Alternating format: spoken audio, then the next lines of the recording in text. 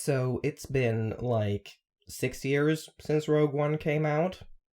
Obviously, this means my timing is impeccable, and this is the best possible moment to release a video on Chirrut Îmwe.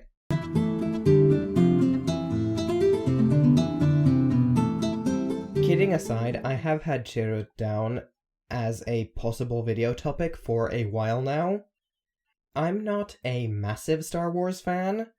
I like the original trilogy, and I am too bi to be unaffected by a young Obi-Wan Kenobi, but frankly I'm getting a wee bit fatigued with how Disney is running the series into the ground. Not necessarily because I dislike all of what they're doing, just because there's so much of it, and I only have so much energy to spend on keeping up with it all. I'm fully aware that I need to watch The Bad Batch at some point because I know I will have things to say about it, but I just haven't because Disney's Star Wars universe is such a juggernaut that anything involving it can feel real overwhelming. That being said, I did watch Rogue One when it came out, and my soft spot for Chirrut Îmwe and Baze is about a mile wide. Which naturally means I had to eventually talk about how Chirrut matches up against disability tropes. Though, I've gotta say, one thing I did not expect while rewatching the movie for this video was to get genuinely nauseous the closer to the end I got. Because I am a weak little baby who gets attached to characters way too easily, and now I've just stuck myself in a locked room with a countdown timer to my inevitable breakdown.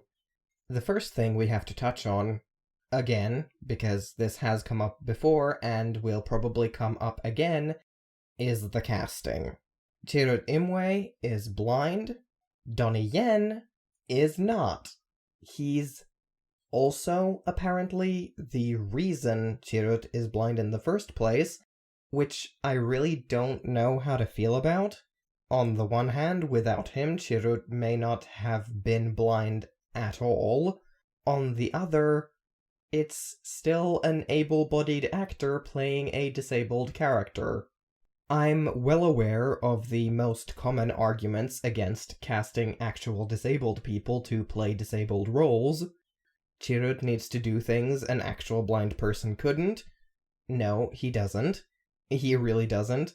You can write a role and work with a disabled actor to a point where the character doesn't actually need to do anything a real person with the character's specific disability couldn't.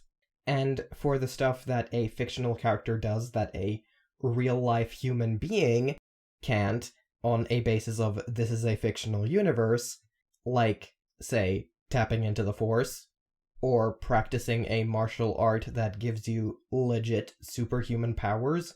Able-bodied actors play the roles of people with superhuman and magical abilities all the time, and nobody argues that they shouldn't because they can't do those things in real life. Because that would be kind of bonkers, no?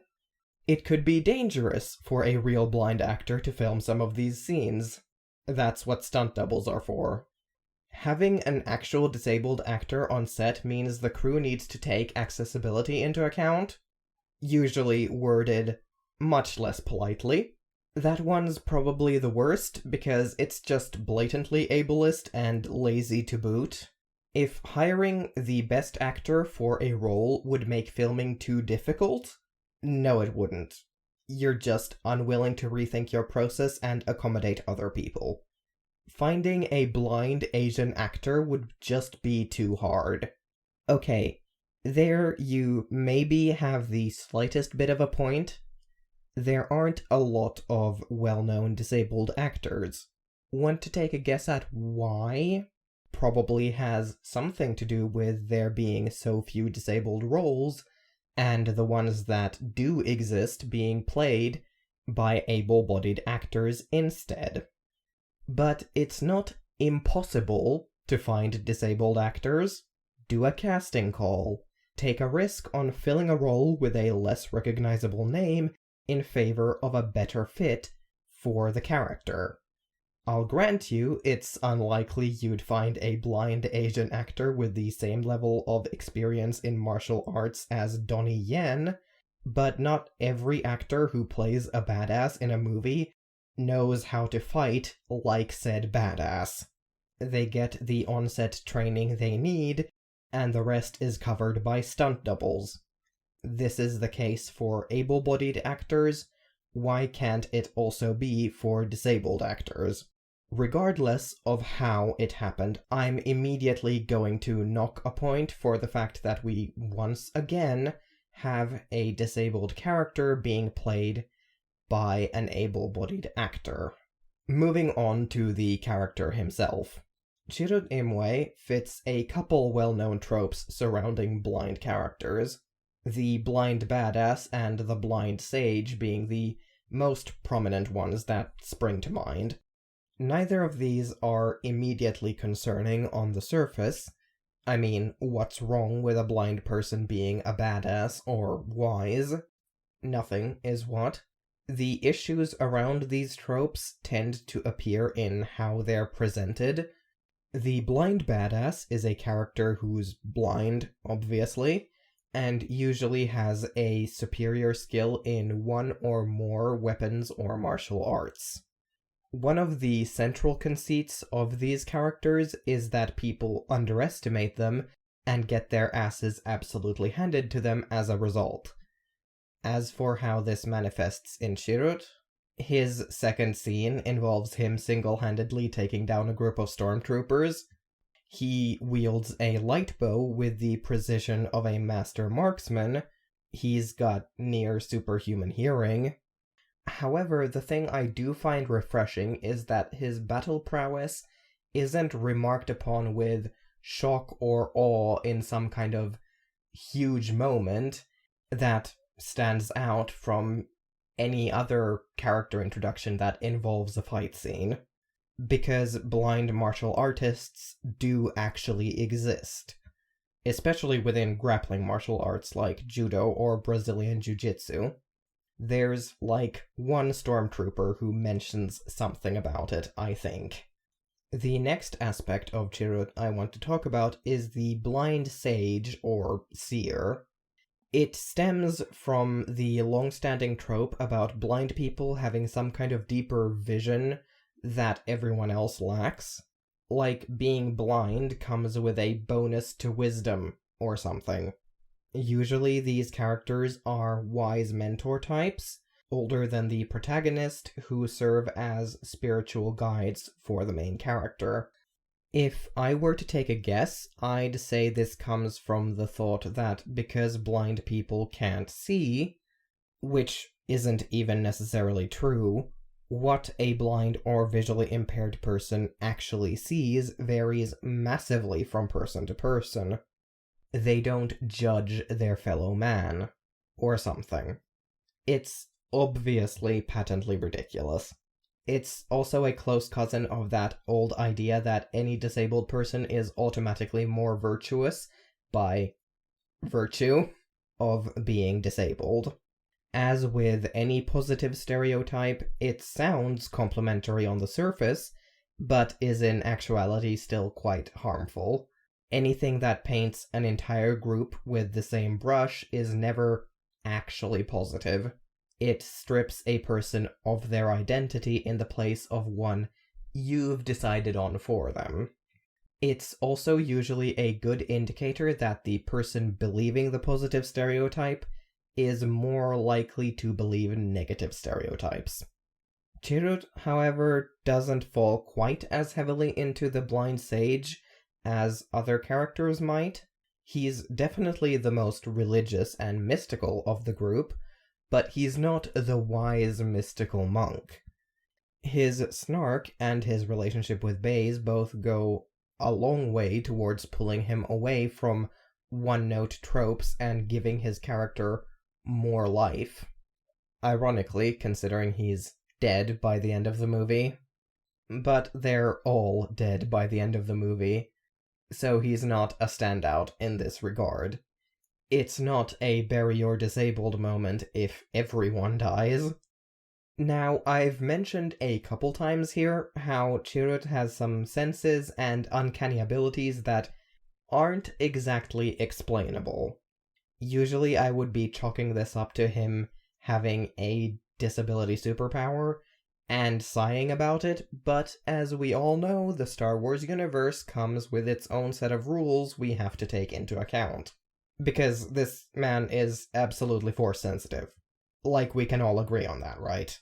The movie tries to play coy with it, but some of the things he pulls off, he has to be force sensitive. Is he a Jedi? There are no Jedi here anymore. Only dreamers like this fool.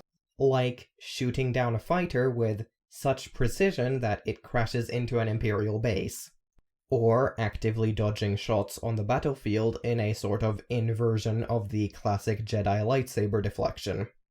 There's also his sensitivity to the emotional states of everyone around him, his being able to sense Jin's Kyber crystal, and several points in the movie where he's obviously felt a disturbance in the Force.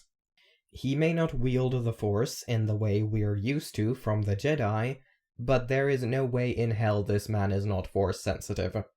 Especially given he was able to walk slowly out of cover across a battlefield to get to the switch they needed to open communications with the Rebel fleet, without getting shot.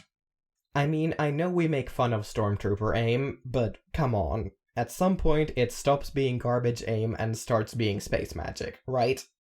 So, while on some levels, Chirrut can be read as having a disability-negating superpower, and criticism of his character in that regard is valid, he's also not doing anything we haven't seen other Force sensitives in this universe doing. See one of Luke's very first training exercises. Chirrut may get warnings and guidance from the Force, but he's still blind. In a more casual setting, he'd still need things like screen readers and other accessibility tools, and he uses his staff as a makeshift cane.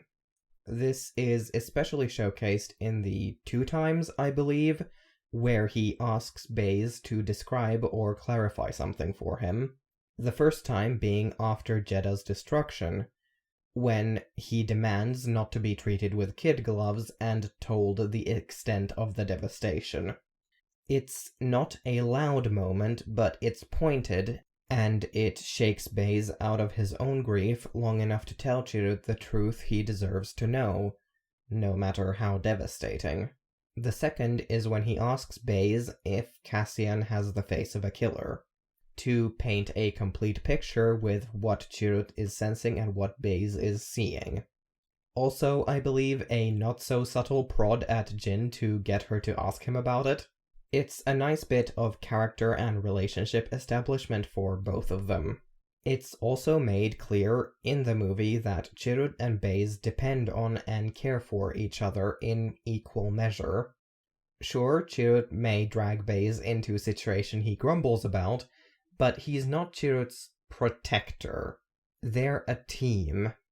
It would have been so easy to make Baze the big, strong protector of the smaller blind monk, but they didn't. It feels like a ridiculously low bar to clear, but hey, they cleared it, and they gave us a beautiful relationship to boot. In short, Chirrut falls into some tropes around the blind badass or the disability superpower, if we want to open up the category, and the blind sage, as well as being played by an able-bodied actor, but he's also got some neat depth to him, and is respected by the movie. His agency is not diminished, and his disability just is, without demanding an explanation. That is actually very rare to see. We don't know why he's blind, and we don't need to know. He just is. His role in the movie has nothing to do with his blindness. It's just a part of his character. And that is actually something I really appreciate, because we so rarely get a disabled character who is just disabled without the story feeling the need to comment on it. And I'm not saying there's no place for stories about disability specifically, obviously there is, but sometimes you just want a disabled character to be able to exist without there being this whole rigmarole around explaining why they're disabled and why this is like a valid choice for the creators to have made. So that I do appreciate. Thanks for watching this video. If you liked it, consider liking it and maybe subscribing. I will be back here Thursday after next. Bye!